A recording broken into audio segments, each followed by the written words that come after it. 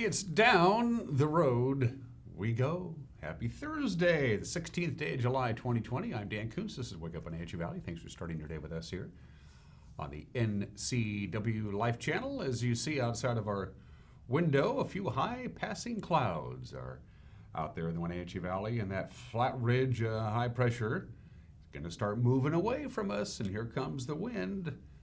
We haven't been keeping this a secret. You know about what's going to happen by now. We're looking for some pretty gusty winds later on this afternoon. Elevated fire risk, still very warm. Cool down a little bit as the cold front begins to work its way in. It's a moderate cool front. It's not a big active one. Going to cool us down a little bit, and then we're going to heat right back up again. It was warm yesterday, 94 our high on Wednesday, and we're going to be right around there today. Complete forecast details are coming up. A lot of news to get to, most of it COVID related, some of it not. We'll touch on that. We'll also talk about sports. Eric Granstrom's interview with the athletic director of the Eastmont School District, Russ Waterman. We'll check in with Russ, find out what the plans are going forward for fall sports.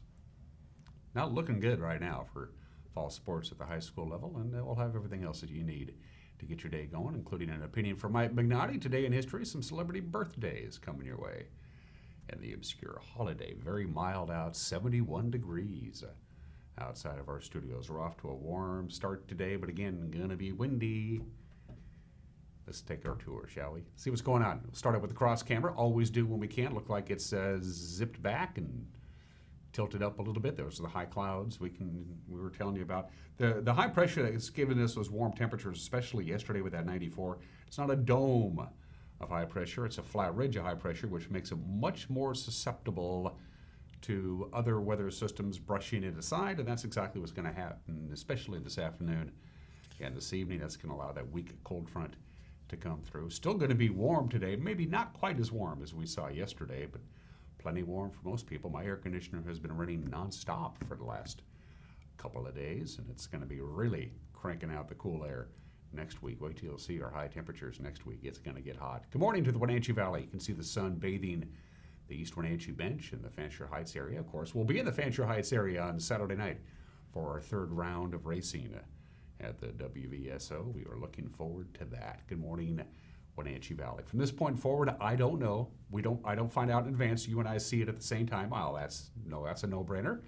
That's Monument Hill in beautiful Quincy. Well, above Quincy anywhere. In fact, you can even see the shadows of the various transmitters and translators and towers and dishes and lions and tigers and bears. Oh my, up at Monument Hill, which is about the highest peak out there in the general Quincy area, which is why everybody uses it. To put that stuff up there, you can see Clockham Ridge way off into the distance.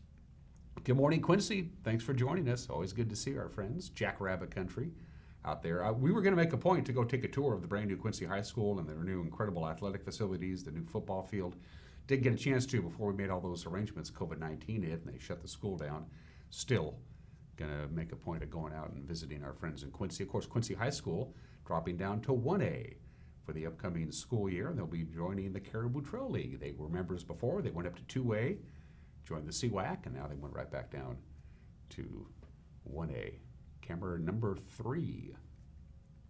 Hello to, let me think here, Megan, I don't know, Valley High? Hey, I can't really make that out between the glariness of the sun and the lights in the studio. I was just sort of guessing there, but I guessed right. Beautiful Valley High. Isn't that where Archie and Veronica, and don't they go to Valley High? No, that's someplace else. Good morning to our friends up in the Blue Pass area. Pleasure to see you. Thanks for starting your day with us. And of course, what's one of the nice things about living in that area this time of the year? You're kind of away from the heat because everybody in our viewing area is going to be at least in the 90s next week, but there'll be some cool spots, and Valley High will be one of them. And finally, camera number 4. Of course, cool is all relative. Oh, a beautiful view of the Waterville camera. That's the Root Canyon camera. Hello, Root Canyon. Well, we're looking out over the Waterville area. That's what threw me for a loop there. Root Canyon on the way up to Waterville. Beautiful view there. And of course, Waterville is also a little bit cooler in elevation because Waterville's up there about 4,000 feet. On the other hand, it's also susceptible to the wind, and by golly, the Waterville Plateau is going to get some wind just like everybody else. In fact, they're going to get even a little bit more wind, as you might imagine. That's our tour from around the valley. All right, got some slides to show for you. First of all, let's talk about the wind. Here's your wind gust forecast. These are gusts, not sustained winds. That's another story altogether. So you can see here in the Wenatchee Valley, we can see gusts of 25 to 30 miles an hour. Take a look at those arrows. That's the direction of the wind, and it's going to pick up, especially this afternoon. Not much wind this morning. This afternoon it picks up a great deal, and as you can see, anywhere between 25 to 30 miles an hour wind gusts for the Wenatchee Valley. Waterville, you'll have wind gusts above 30 miles an hour. There's even possibility out of the Columbia Basin. So that's your wind gust forecast, and when we talk about wind this time of the year, we talk about fire weather. And again, we have not been keeping this a secret. There's very little change from the previous forecast. The only really significant change is they've bumped up the wind just a little bit more than they did yesterday at this time. So again, in the Lee of the Cascades, and that would be us, the Columbia Basin and the Waterville Plateau, especially this afternoon in the early evening hours, here comes the wind. Sustained winds this afternoon, 10 to 20 miles an hour for the valley. Gusts stronger than that. Relative humidity, bone dry. This is as far as relative humidity, it's at its highest this time of the day. We have 50% relative humidity right now. That'll be down to about 20% late this afternoon. You take all those combinations, and there is an increased danger of fire. I would not be surprised if they issue a red flag warning later on today. Now, they haven't. We haven't had a red flag warning, but we could see one before this day is over. And then here comes the heat. Here's your summer heat 7-day forecast. Wenatchee's in the lower left-hand corner. We showed you the slide yesterday. This is an updated version of the slide because you can see we're going to have an extended period of very warm weather. We bottom out temperature-wise on Friday. We'll be in the mid-80s on Friday, and then up we go to 93 down the line, near 100 Monday, Tuesday, maybe even Wednesday. The warm and dry trend is going to last for most of next week, so get ready for a long stretch of hot weather, which is very typical for this time of the year, but we got to get there first. So, from Patriot Plumbing, Heating, and Cooling, who gives your home a hug, the National Weather Service provides our forecast. That way, if you don't like the weather, you can blame the government. Again, that flat ridge of high pressure begins to break down, so it's going to be sunny and breezy, mostly sunny. We'll have some high clouds, high passing clouds, as we do now. 92 our forecast high. Again, it was 94 yesterday. Our low yesterday was 65. We're at 72 right now. We just bumped up another one. By the way, I did not mention this. Sunrise this morning was at 5:21. Sunset tonight, 8:52, 15 hours and 31 minutes of daylight. They're getting shorter by about 45 seconds a day. So again, breezy today for almost all of the inland Northwest, including us as the weak cold front begins to work its way in. We'll get down to 64 tonight. Wind won't really be a factor, just a little bit of leftover wind early on Friday. But as we mentioned before, it is a weak cold front that's going to come into the region. That's where we're going to go down to actually below normal temperatures. Our normal high is about 88 this time of the year, so we're going to cool down just a skosh on Friday. And then the cold front goes right back out of here by Friday afternoon, and here comes the warmth. 93 to 96 to near triple digits on Monday and Tuesday, and maybe even Wednesday, and the overnight low temperatures, very mild indeed. I hope you have air conditioning or access to a swimming pool or something like that, because the hot weather is going to be around for everybody, and it really begins to cook up on Saturday, a little bit Sunday for sure, and just downright hot on Monday and Tuesday. But again, to recap, going to be windy later on this afternoon and into the evening hours with some pretty gusty winds, so we'll keep a very close eye out on any kind of fire, be it grass or sage or forest or whatever, any kind of wildfire that breaks out, especially this afternoon, could get going in a very bad way. 9.5 minutes after the hour, we're going to take a break and come back with your news. And there's a lot of news on this Thursday. It's 1 minute away. You're watching Wake Up in Wenatchee Valley on the NCW Life channel.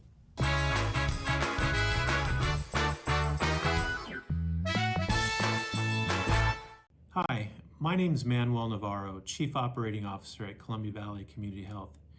Patient safety is our top priority, including providing care that just can't wait.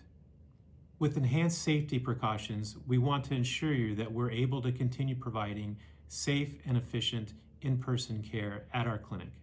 From in-car check-in, ongoing screening, immediate rooming, your family can get the safe care that they deserve here at Columbia Valley Community Health. From the ocean to the mountains to the forest in between, vacation time can be a fun time.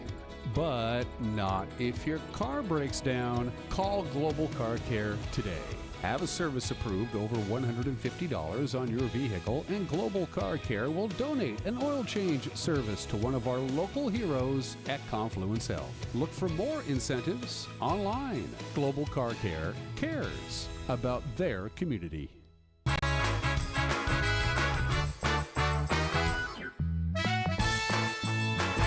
Passing high clouds, 72 very mild degrees. Will be about 92 today. Again, with those passing high clouds, quite a bit of wind later on this afternoon into the evening hours as the cold front moves in and the high pressure ridge moves out. We'll only be in the mid 80s on Friday, and then here comes the heat starting on Saturday. And here are your headlines at 11 minutes after the hour. Slide Waters, Lake Chelan's popular water park, lost a major court case Tuesday in federal court. Now it's up to a Chelan County judge to decide whether it can remain open. Slide Waters owners have defied Governor Jay Inslee's executive orders closing most businesses during the COVID-19 pandemic, and they filed suit last month to overturn it. U.S. District Judge Thomas Rice turned down their initial request, and then on Tuesday he threw out their lawsuit altogether, saying the governor's orders are lawful and the Department of Labor and Industries has the power to enforce them. The state will now ask a Chelan County Superior Court judge to declare the park has violated the COVID-19 Safe Start guidelines. Slide Waters reopened on June 20th, even though Chelan County remains in phase 1.5 of the state Safe Start guidelines. Now, under Safe Start, water parks are barred from opening until phase 3. An agricultural worker in his 30s has been identified as Okanagan County's third person to die from COVID-19. Okanagan County Public Health reported Tuesday that the man, a resident of Mexico, had no chronic or underlying health issues when he died on July 8th. Okanagan County has seen a surge in positive tests recently, including 51 new cases on Monday and Tuesday and 147 positive tests in just the last 2 weeks. Brewster residents accounted for 46 of the latest 71 positive tests. Douglas County's main government building in East Wenatchee was ordered closed yesterday through today.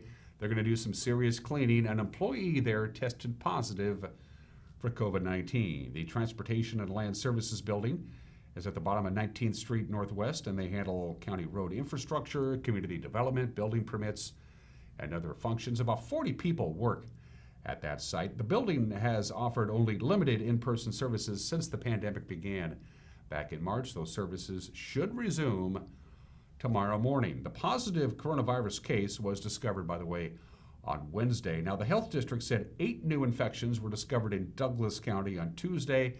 So for Douglas County, their total of known cases is 407. Chelan County has reported 611 confirmed cases, so it's a total of 1,018 COVID-19 cases in the two-county area as of this morning.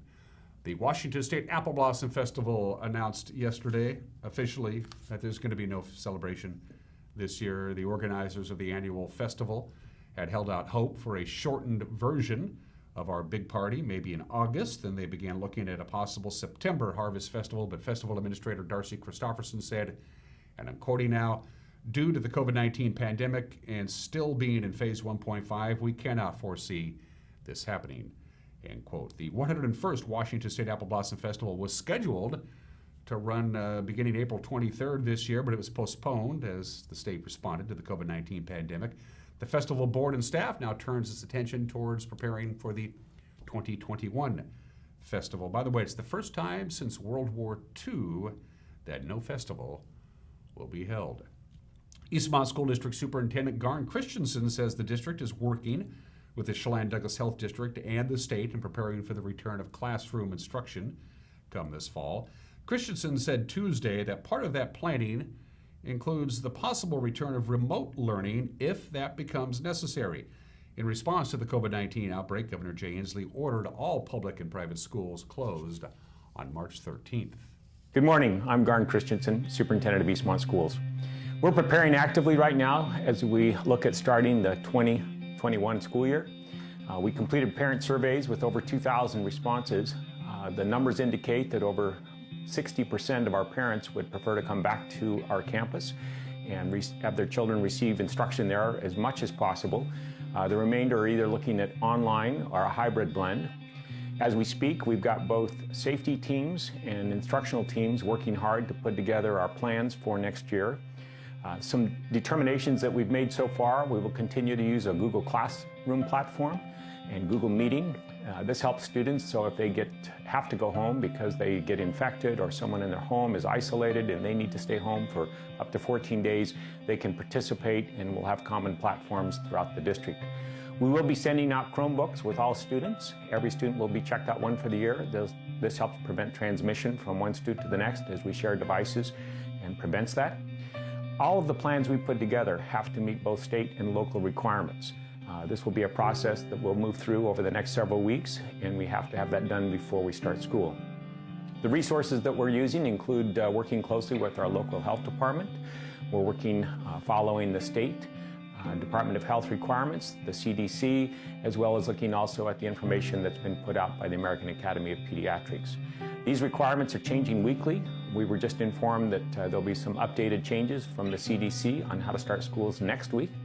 We also are required to plan for a shutdown contingency. So if for any reason we have to close schools, whether it's for a week or 2 weeks or longer, we can go back to another type of learning, remote learning, as quickly as possible, and hopefully with a better quality than we were able to do at the end of the school year.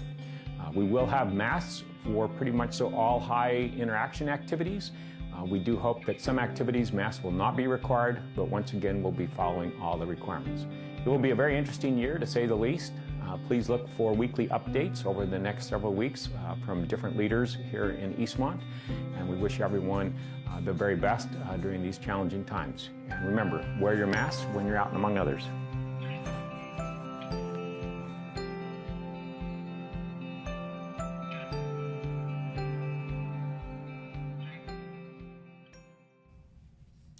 Other news on this Thursday morning: despite having trouble actually getting to the property, firefighters were able to get quick control over a brush and debris fire. This happened off Stimilk Creek Road south of Wenatchee on Tuesday afternoon. The debris and log pile burned just outside of a residence in the 4300 block of Stimilk Creek Road before being doused. Now, the fire was first reported at 5:23 in the afternoon. Firefighters could only use brush trucks and an old bridge to gain access to the fire. Chelan County Fire District 1 spokeswoman Kay McKellar said the fire was contained by 3:54 in the afternoon. Mop-up was completed by 5:21. Douglas County Fire District 2, by the way, also responded to the fire. The cause of that fire under investigation. An East Wenatchee man faces possible charges of cyber stalking after he allegedly harassed his 15-year-old former girlfriend. Police say Daniel Ramirez Hernandez, who's 18, sent threatening Snapchat messages to the girl, as well as following her, parking outside her Wenatchee home, and making unwanted phone calls. Police arrested Ramirez on Tuesday at an apartment in the 1100 block of 9th Street and said they also found 2 firearms plus marijuana extract packaged for sale there. Ramirez was jailed. He was due to appear in Chelan County Superior Court yesterday afternoon. K9 Ruben is back on duty at the Chelan County Sheriff's Office after undergoing surgery in June for a cancerous tumor on his right rear leg.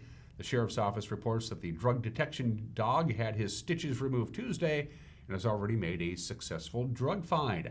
The biopsy of his lump did come back as sarcoma, so he is starting medication to reduce the potential spread of the cancer. On Tuesday, the Sheriff's Office reported that Ruben was welcomed back to the office with a round of belly rubs. And finally, this morning, high school graduates received a special video message from actor Jack Black during their parking lot graduation ceremony on Saturday. Black, star of the School of Rock movie, among other films, is no stranger to the Okanagan County area because his father and his stepmother live there. Oh my God. The Tonasket High 2020 graduating class. It's me, Jack Black. I've been to Tonasket quite a few times. You know that my father lives there right now with my stepmother, Linda. I just want to say, go get them. You got this. Just do it. Now go on. Make your dreams come true on life's journey. I got a retainer in right now, so I'm talking a little funny. But for reals, get on out there and change the world. Make the world a better place. Much love. Catch you on a flip-flop. Ciao, Bella. Nice message, Jack. Looking a little scary there, buddy. Oh, that's what's making headlines on this Tuesday morning. The whole crew, Cal and Grant and Jefferson and Uriah and other people who know what they're doing, will be doing what they do so well, gathering the news, disseminating the news, and doing a newscast for you at 5 o'clock, 6 o'clock, and 10 o'clock right here on this very television station with a preview of some of the stories we're working on. Here's the anchor, Grant Olson. Good morning, Dan. Coming up tonight on the NCW Life Evening News, superintendents from 3 area school districts will hold a Zoom Q&A session at noon, July 27th, to discuss the district's plans for school this fall. I'll have your breezy and warm North Central Washington weather forecast, and Eric Granstrom will be in with a look at all the day's sports. That and all the day's news coming up tonight at 5, 6, and 10 on the NCW Life Evening News. We hope to see you then. Dan? Thank you, Grant. Don't forget, you can also watch it on your smart device on demand. You're not locked into those times at 5, 6, and 10 to watch the news on television, or as we like to say in the business, TV. We'll have it up and running on our website and with links on our Facebook page right around 5 o'clock, so you can watch it at 5:17 if you want, just by going to our website and checking it out. Bottom of your screen are any number of the ways you can get a hold of us. Call us directly with a news tip. You can email us, news@ncwlife.com, news@ncwlife.com. ncwlife.com is also our website. Wouldn't you know that? So go to our homepage. At the very top of it, you'll see the Contact Us icon. Click on it. Fill out the form. We'll get it here. You can submit a news tip that way, or go to Facebook, our Facebook page anyway, and drop us a line via Facebook Messenger. We're going to take a quick break. When we come back, sports, the obscure holiday.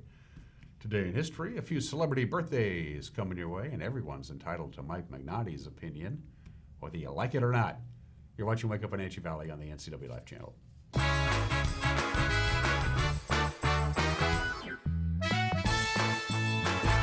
JDSA Law is a proud sponsor of these local sports broadcasts. They've been serving North Central and Eastern Washington since 1946. For over 70 years, their team of dedicated professionals has delivered quality, innovative legal services. JDSA Law partners with you to provide the finest legal advice and support as you navigate your personal and business challenges, risks, and accomplishments. At JDSA Law, they salute our local athletes and wish them well on another excellent season of competition. Contractors, furniture makers, and weekend do-it-yourselfers around North Central Washington will tell you that Lombard's Hardwood Supply is the place to get what you need. Lombard's full millwork shop can handle jobs large or small. Lombard's has a full line of interior and exterior doors available, as well as custom barn doors. From alderwood to zebrawood and everything in between, it's Lombard's Hardwood Supply on School Street in Sunny Slope. Like us on Facebook and check out our monthly special.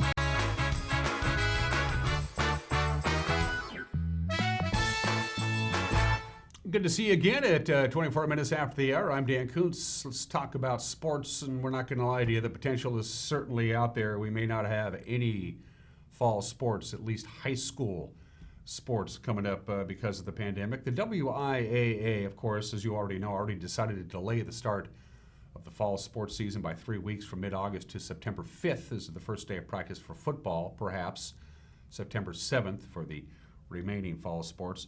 Eastmont Athletic Director Russ Waterman is wrestling with the potential of having to cancel what's on the schedule. In the meantime, however, he and the district are moving ahead with their summer programs. Waterman says he is also open to creative thinking and creative ways of moving things around if they have to.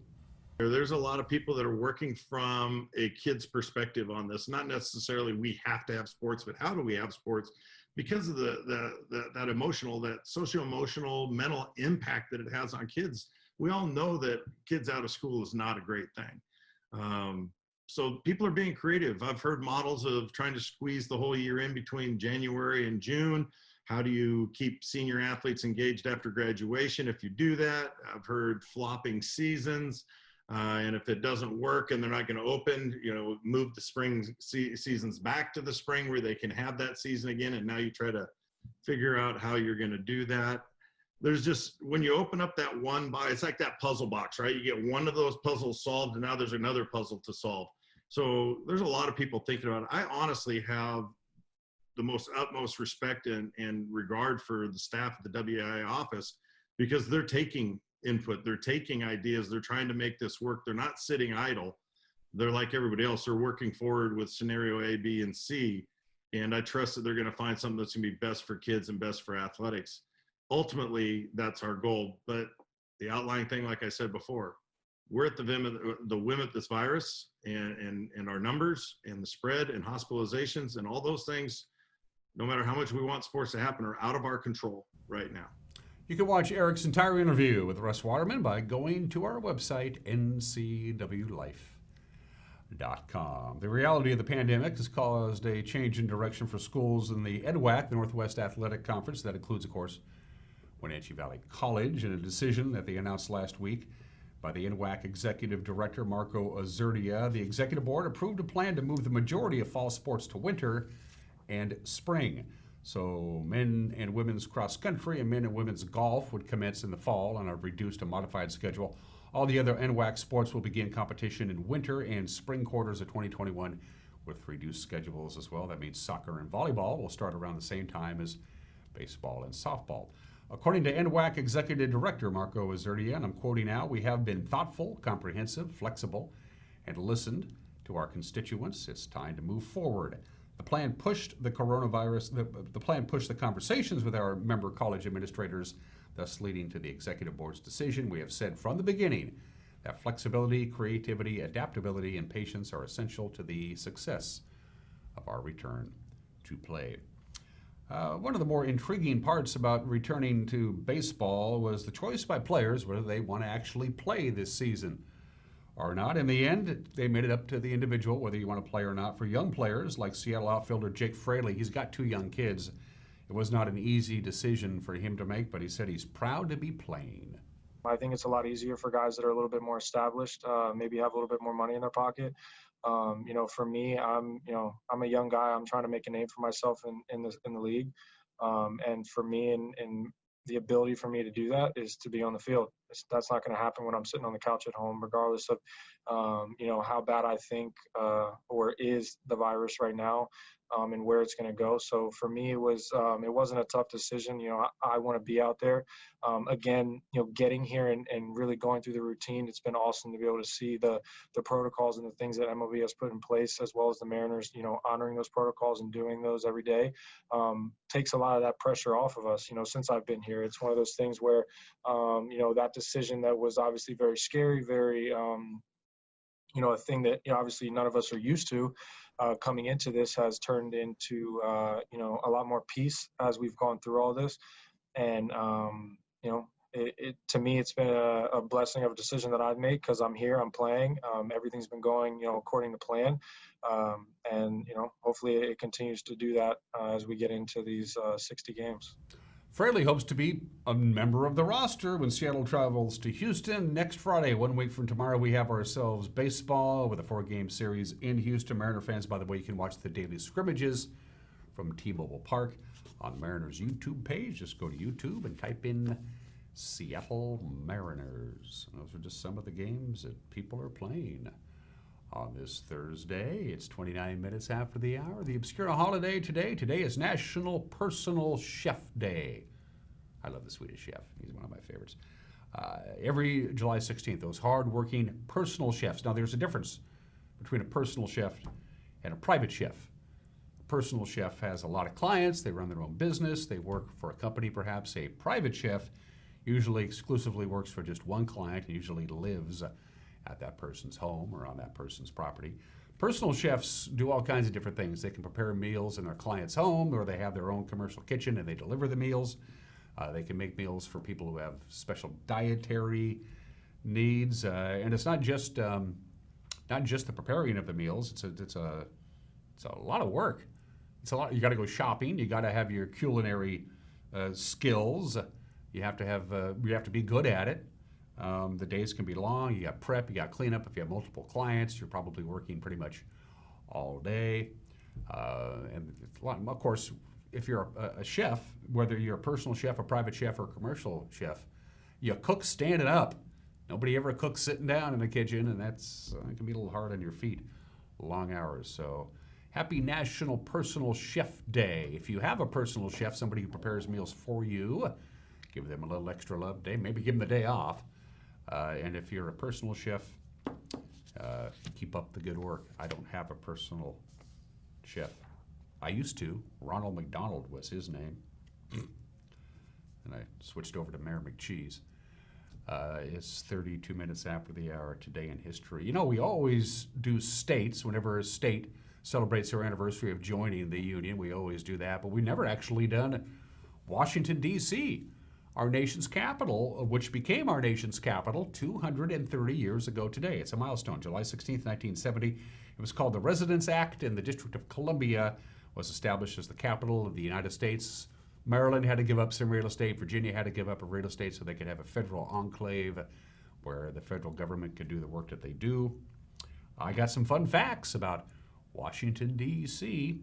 The Capitol building was designed by Bill Thornton, who was British. The White House was designed by James Hoban, who was Irish.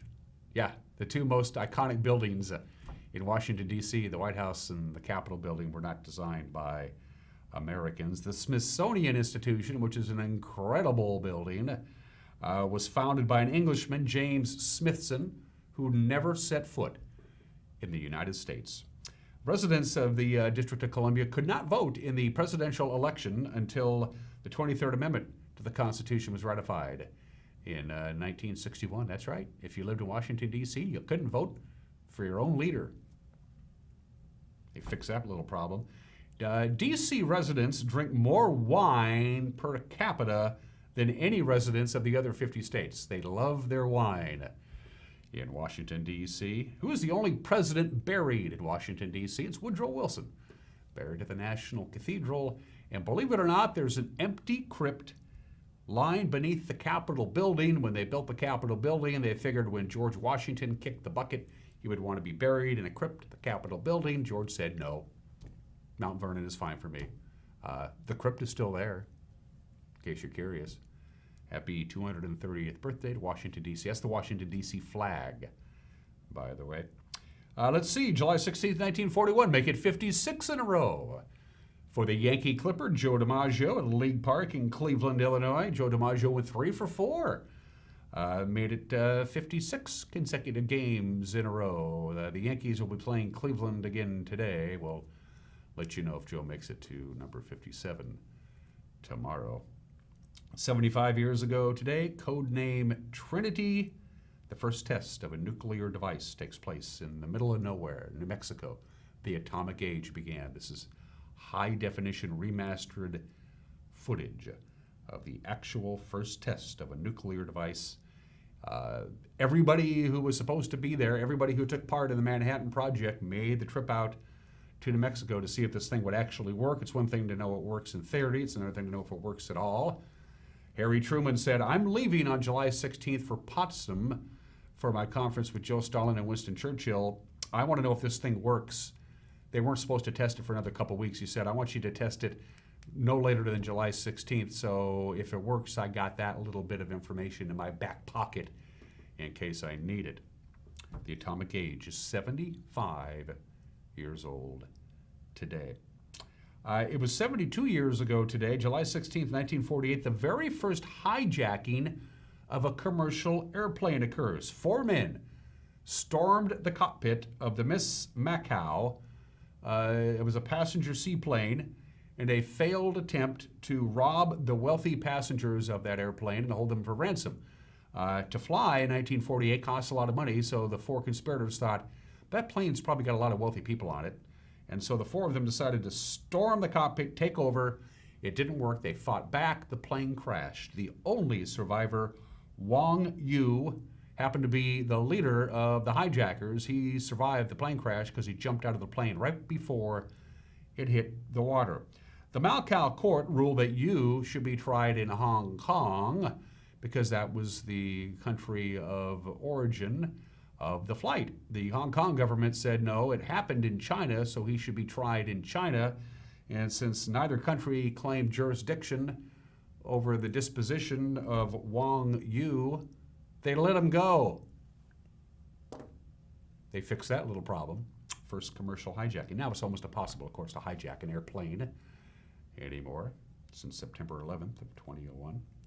Finally, speaking of airplane crashes, 21 years ago today, John F. Kennedy Jr., his wife Carolyn, and Carolyn's sister Lauren Bissett, they were on their way to JFK's cousin's wedding at the Kennedy compound. There's Piper Saratoga crashed into the Atlantic Ocean off the coast of Martha's Vineyard, and all three died 21 years ago today. The curse of the Kennedy family. Let's do some birthdays, shall we? One of the most controversial characters in baseball history, Shoeless Joe Jackson, born this date in 1887, died at the age of 64 in 1951. The third highest career batting average of all time. He set a World Series record. Now remember, he was accused of throwing the 1919 World Series with other members of the infamous Chicago Black Sox. But in the 1919 World Series, he set the record for most hits in a World Series. He had 12 hits. He played good. Of course, he was banished for life for allegedly fixing the 1919 World Series. There was a move afoot to get him reinstated so he could be inducted into the Baseball Hall of Fame. He would play baseball for another 20 years, but he was never allowed back into Major League Baseball. Shoeless Joe Jackson, born in the state in 1887. Orville Redenbacher, born in the state in 1907, died at the age of 88 in 1995. He died in his hot tub. Not a bad way to go. He was a fertilizer guy by trade. That's what he did. He sold and manufactured fertilizer, but he was obsessed with popcorn. And for years and years and years, he tried different strands and different ways to manufacture popcorn. He tried like 10,000 different strands of popcorn to finally come up with the perfect kernel of popcorn, and he finally came out with it. And in 1970, he started his own popcorn company. And who's kidding who? Orville Redenbacher. Popcorn is about as good as it gets. Happy 77th birthday to Jimmy Johnson, the first and one of only 3 football coaches to win a major college football national championship and a Super Bowl. The other ones, of course, are Pete Carroll and Barry Switzer. Jimmy Johnson, who occasionally does some football commentary, 77 years old today. And Will Ferrell is 53 years old. Of course, he made his name with Saturday Night Live in the 1990s, and then he went on and made films like the 2 Anchorman movies, Talladega Nights, The Other Guys. Most of his movies, his early movies, I thought were pretty good. And then lately, he and his comedy partner, Adam McKay, have not been cranking out very good movies. I'm sorry, they're just not. He's still funny when he wants to be funny. Elf is pretty good. Daddy's Home, not so good. But we love Will Ferrell. Happy 53rd to Will. 38 minutes after the hour, going to take a break. Come back with an opinion from Mike Mad Dog McNaughty. You're watching Wake Up on Wenatchee Valley on the NCW Life channel.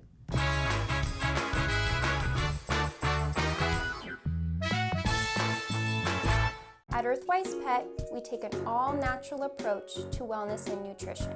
Our professional certified groomers were trained by the best in the Pacific Northwest. Our staff here at Earthwise Pet are all certified in pet nutrition. We are here to help you select the perfect food, supplement, and anything else you may need to make sure your pet is living its best and most healthy life. Earthwise Pet, Nutrition Center and Wellness Spa. Online or in the store, we are here for you. At Local Myth Pizza, we believe in real food, freshly prepared with only premium ingredients. Our cheeses are imported from Italy. Our sauces, dressings, and even our sausages are made in-house fresh daily. Featuring Northwest craft beers and 30 Chelan Valley wines and ciders. Family fun and amazing food. Eat local, drink local, and be local at Local Myth Pizza. Come see why Sunset Magazine says you can't beat Local Myth Pizza.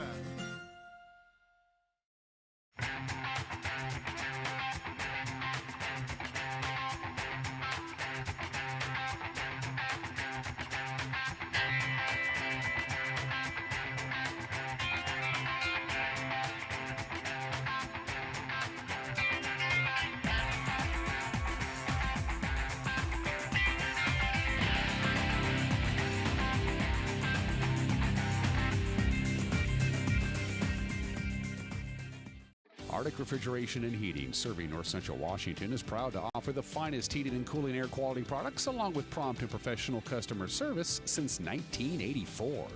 Regardless of the temperature outside, Arctic is here for you. Arctic offers a variety of services: residential and commercial heating, air conditioning, commercial refrigeration, as well as planned fall and spring maintenance for the overall well-being of your system. Call Arctic Refrigeration and Heating for your heating and cooling needs. At Harvest Valley Pest Control, we know you are committed to making your home and business a healthy and pest-free place. Hi, I'm David. Give us a call and we'll give you a firm price over the phone and schedule a time that works for you. We will do an in-depth 30-point healthy home or business inspection and craft a customized plan of action designed specifically for your pest issue. Give us a call or visit our website today.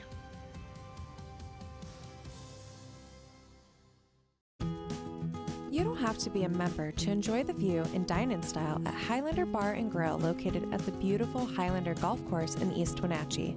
Highlander Grill offers breakfast, lunch, and dinner with dine-in or takeout options.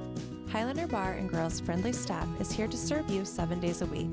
Call for reservations Friday night prime rib dinner. Contact Shalane, Highlander Grill's site coordinator, to schedule your corporate event or special occasion today.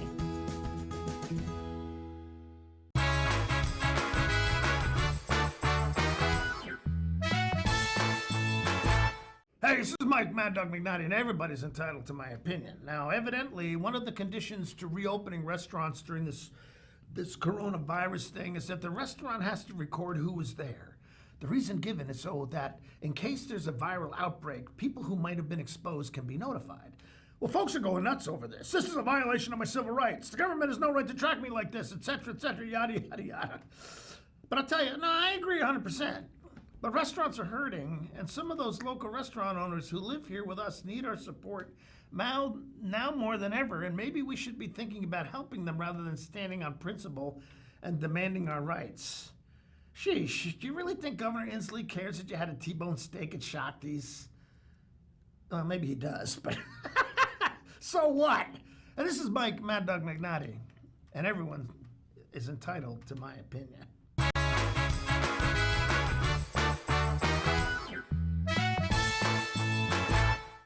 So Pam, how's your mom doing? She's okay. She's struggling. She'd like to stay in her house, and it's getting harder for her to do the daily chores. What kinds of problems is she having? Just basic house cleaning, taking care of her house, yard work, taking care of her medicine. Mm-hmm. It does sound exhausting. It is very exhausting, and I always worry about her. Aging in Adult Care can assist you or your loved one to remain comfortably and safely in their own home. Contact them today to start the conversation. What is it to be a volunteer firefighter? Is it the gear, the training, the vehicles you'll learn to drive, the honor of protecting your community? Time, energy, sweat, sometimes blood and even tears. Every call may not be a victory. Sometimes you'll walk away wondering if you helped at all. But sometimes you will be a hero. Your valued downtown businesses are being hit hard. COVID-19 isn't going away. So our community needs a pathway to not only safely reopen the economy, but keep it open.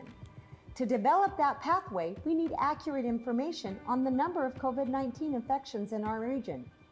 Our healthcare providers and community leaders came together to launch testing that will provide critical data we need to reopen businesses and keep our community safely open. Testing is voluntary and the results are completely confidential. More information on that is on the way in your mailbox.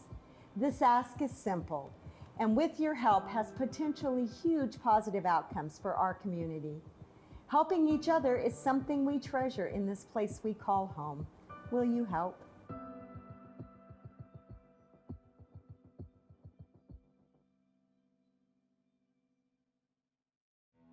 Join NCW Life Channel for another Night at the Races Saturday at Wenatchee Valley's Super Oval. We're bringing you live coverage of Legends, Thunder, and more. Featuring Economy Midgets, the Northwest Focus Midget Series, Plum Perfect Roadrunners, Holidays Custom Muffler B-Mods, Bandoleros, and Tri-State Legends. Coverage brought to you by Black Rock Asphalt Services, CASA of Chelan and Douglas Counties, and Heritage Memorial Chapel. Join us Saturday at 6 from WVSO on NCW Live Channel.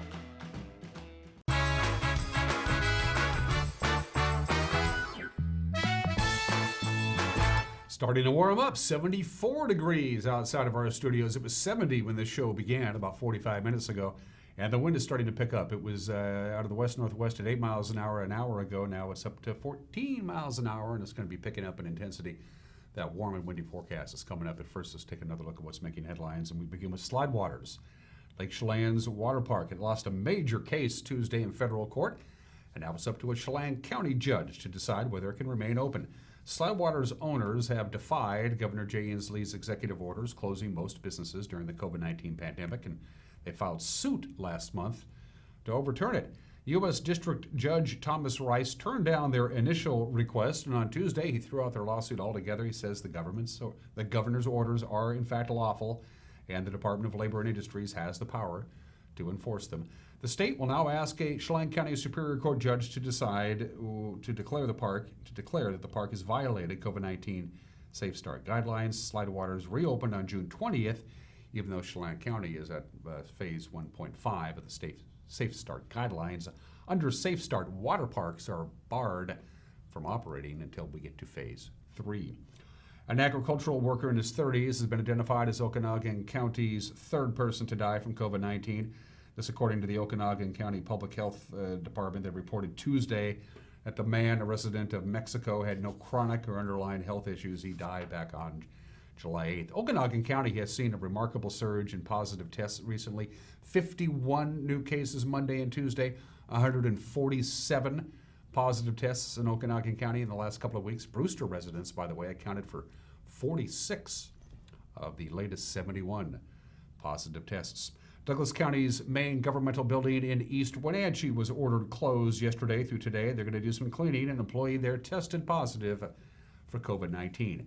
The Transportation and Land Services building at the bottom of 19th Street handles county road infrastructure, community development, building permits, and other functions. About 40 people work on the campus. The building has offered only limited in-person services since the pandemic began back in March. Those services should resume tomorrow morning.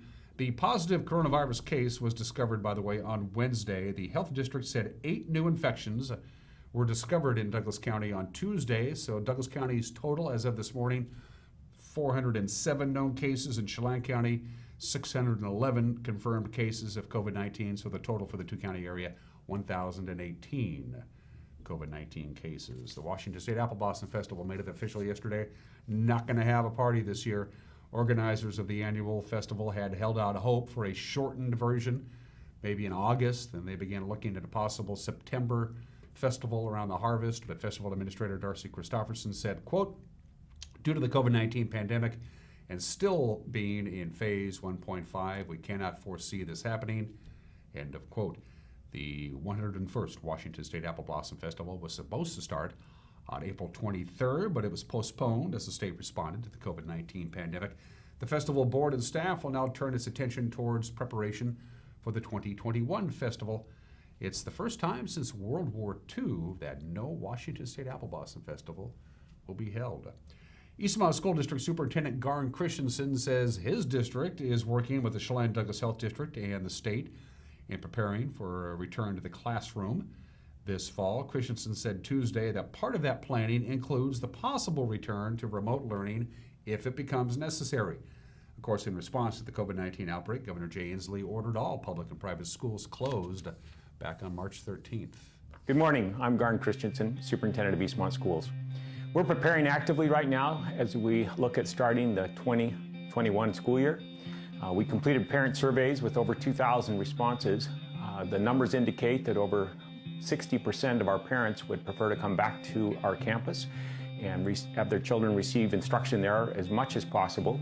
The remainder are either looking at online or a hybrid blend.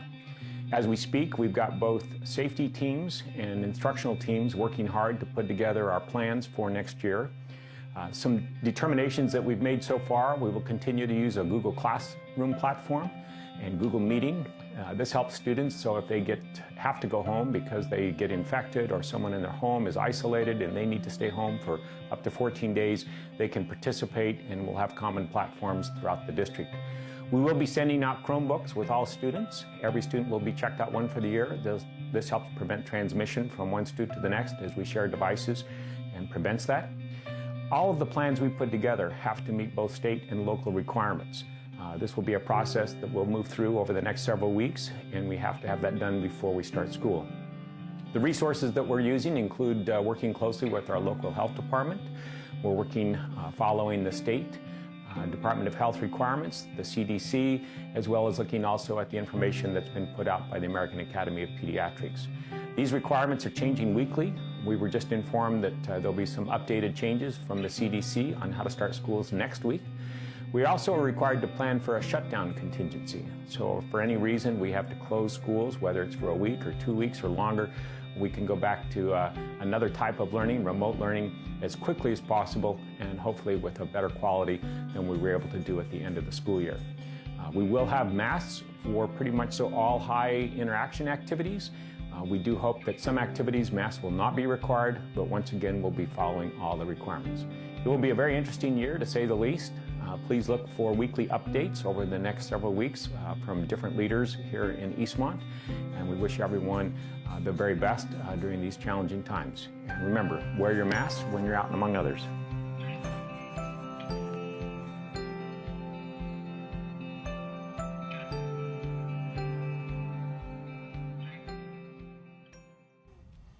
Always good to hear from our friend, Dr. Christensen. There's other news this morning. Despite having some serious issues getting access to the property, firefighters were still able to get quick control over a brush and debris fire. This happened off Stimmill Creek Road, south of Wenatchee, on Tuesday afternoon. The debris and log pile burned just outside a residence in the 4300 block of Stimmill Creek Road before being doused.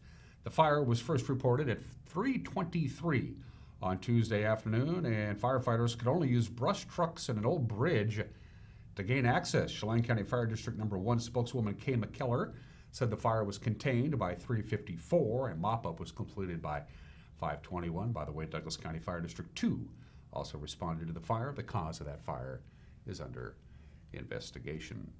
An East Wenatchee man faces the possible charge of cyber stalking after he allegedly harassed his 15-year-old former girlfriend. Police say Daniel Ramirez Hernandez, who's 18, sent threatening Snapchat messages to the girl, as well as following her, parking outside her Wenatchee home, and making unwanted phone calls. Police arrested Ramirez on Tuesday at an apartment in the 1100 block of 9th Street. Said they also found 2 firearms plus marijuana extract packaged for sale. Ramirez was jailed due to appear in Chelan County Superior Court yesterday afternoon. And finally, good news for Canine Ruben. He's back on duty at the Chelan County Sheriff's Office. Of course, he underwent surgery last month for a cancerous tumor on his right rear leg. The Sheriff's Office reports the drug detection dog had his stitches removed Tuesday. He already made a successful drug find. The biopsy of his lump did come back, however, as sarcoma, so he's going to start medication to reduce the potential spread of that cancer. According to the Sheriff's Office, they report that Ruben was welcomed back to the fold with a whole bunch of belly rubs. That's exactly what happened to me after I got back from vacation. 53 minutes after the hour, we're going to take a break and take a look at that all-important hot and windy weather forecast. It's 1 minute away. You're watching Wake Up Wenatchee Valley on the NCW Life channel.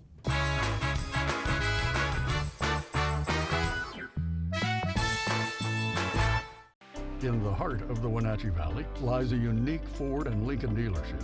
This is Pat Armstrong Ford Lincoln, home of the lifetime warranty. Pat Armstrong Ford's mission is to exceed your expectations by taking pride in making your car buying experience as comfortable and timely as possible. This mission is consistent in every department, including parts, service, and sales.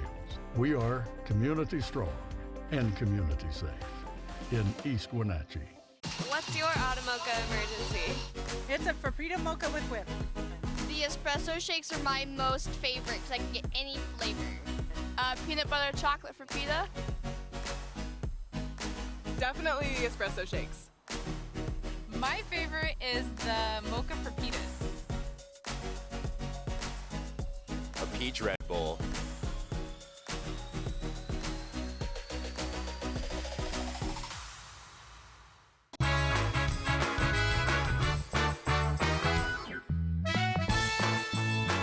And we are back 55 minutes after the hour. You know, some TV stations just talk about the weather, but here at the NCW Life channel, we really talk about the weather. Let's first of all talk about the wind gusts today. These are wind gusts, not sustained winds, but it's going to be plenty gusty enough as that ridge of high pressure, which is a flat ridge, is going to start breaking down, and that's going to allow a weak cold front to pay us a visit. It's starting that process now. It's going to continue throughout the course of the day today. It's going to get windier and windier as the day goes on. Right now, the wind is out of the west at 14 miles an hour, but as you can see, we're going to have gusts near 30 in the Wenatchee Valley, and of course, those areas that are usually prone to wind, including maybe the Leavenworth area, down into Dryden and up in the Waterville Plateau. You could see gusts even stronger than that this afternoon. So keep a very close eye on that. Of course, when we talk about hot weather and windy conditions, we're talking about fire weather concerns, and yet we have not been keeping this a secret.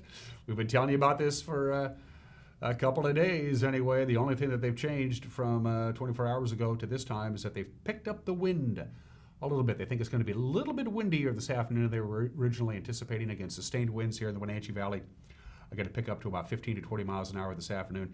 Gusts right around 30 for the valley proper, and in some locations even above 30. Combination of low relative humidity, windy conditions, and hot temperatures. Don't have a red flag warning yet. I think we may be getting one before this day is over. I just checked with the National Weather Service. They haven't issued one yet. Wouldn't be surprised if they did. And then it's going to get hot. Wenatchee's down to the lower left-hand corner. Are you ready for triple digits? It's a distinct possibility early next week. The real warm-up is going to begin on Saturday. Tomorrow we're going to be considerably cooler than today. For the record, we hit 94 yesterday. We'll be around 92 today. We'll only be in the mid-80s on Friday. Again, it's a cold front that's coming through. All things being relative, it's still the middle of summertime. So we're going to cool down just a skosh on Friday. Still a little bit of leftover wind, by the way, on Friday afternoon. And then here comes the heat from Saturday to mid-90s to upper 90s to near 100. For the Wenatchee Valley, typical July weather. Again, that ridge of high pressure is a flat ridge. It's going to break down. It's going to allow the wind to come on in as that cold front pushes through.